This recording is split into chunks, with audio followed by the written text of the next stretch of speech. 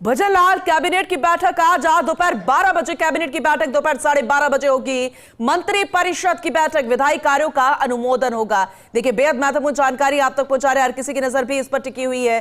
Bhajanlal cabinet की बैठक आज दोपहर 12 बजे कैबिनेट की बैठक और संभावित एजेंडे जन विश्वास विधेयक के संशोधित प्रारूप का भी अनुमोदन हो सकता है। ग्रामीण विकास, पंचायती राज विकास से जुड़े एजेंडे को लेकर चर्चा हो सकती है। पंचायती राज चुनाव में 2 संतान से जुड़े संशोधन को रखा जा सकता है कैबिनेट में, हर किसी की नजर इस पर भी टिकी हुई है। इसके साथ ही अन्य विधायी कार्यों को लेकर चर्चा होगी। वहीं महत्वपूर्ण यह भी कि रिफाइनरी के उद्घाटन में पीएम मोदी या अन्य गणमान्य को बुलाने, ग्राम और कृषि से जुड़े शिविरों को लेकर चर्चा हो सकती है।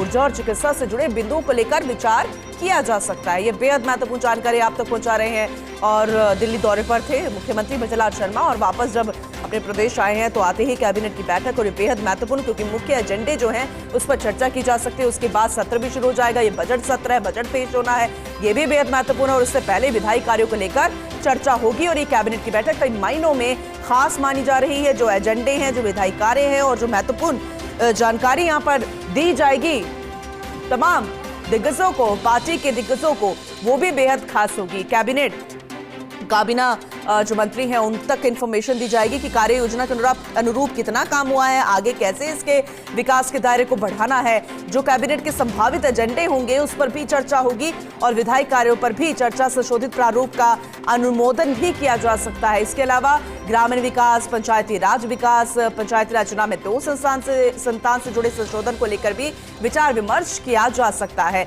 और ज्यादा अपडेट लेंगे, विस्तार से हम समझेंगे इस खास बैठक के बारे में। हमारे साथ हमारे सहयोगी जुड़ चुके हैं, एसोसिएट एडिटर डॉक्टर ऋतुराज जी, उनका रुख करते हैं।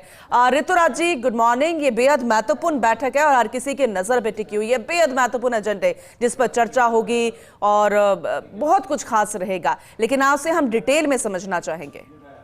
देखिए पूनम, जो पहले संभावना थी कि जो 2 संतान से जुड़े जो संशोधन है उसको लेकर कुछ चर्चा हो सकती है, अब ऐसा कोई पंचायती राज की ओर से प्रस्तावित नहीं। हालांकि जो जन विश्वास विधेयक है उसके प्रारूप का अनुमोदन यहाँ पर हो सकता है, क्योंकि ये बिल विधानसभा में रखा जाना है, अभी अध्यादेश के रूप में है ये, और इसका जरूरी संशोधन करके जो विधानसभा सत्र होगा उसमें रखा जाएगा।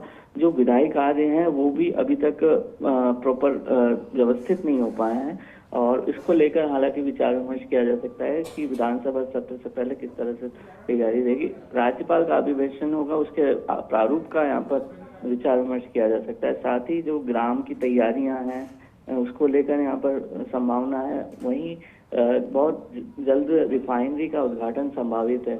यह माना जा रहा है कि दिसंबर के अंत या माफ कीजिएगा जनवरी के अंत या फरवरी में ये उद्घाटन हो सकता है और इसमें पीएम मोदी को बुलाने की बात कही जा रही, तो उसको लेकर भी यहाँ पर विचार विमर्श किया जा सकता है। और जो उद्योगों से रियायत से जुड़े बिंदु हैं और जो ऊर्जा संयंत्र हैं उनके जमीन आवंटन को लेकर यहाँ पर बिंदुओं पर विचार विमर्श संभव है।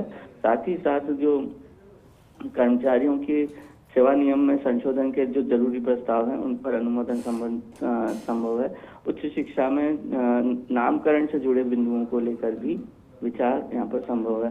तो ये महत्वपूर्ण इसलिए हो जाती बैठक की जो विधानसभा सत्र है उससे पहले ये बैठक होगी और तमाम जो बिंदु हैं इर्द गिर्द उनको यहाँ पर समेटने की कोशिश होगी। साथ ही कल जो मंत्री हैं कल से 2 दिन रहेंगे, शिविर आदि का दौरा करेंगे, जो मेगा पीटीएम होगी उसमें भी शामिल होंगे। इन सारे विषयों को लेकर यहाँ पर विचार विमर्श या चर्चा संभव है।